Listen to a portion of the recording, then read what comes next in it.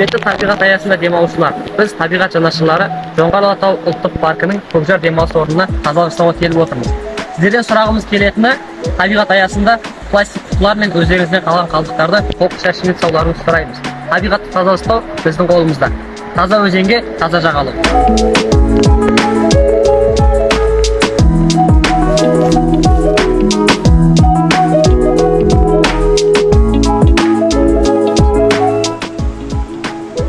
Құрметті демалушылар, бүгін біз Көкжар демалыс орнына тазалық жасауға келіп отырмыз.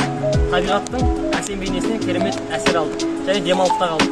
Және сіздерден сұрағымыз келетіні, өздеріңізден кейін келетін демалушыларға осы табиғатымызды сақталған күйде жеткізулеріңізді сұраймыз.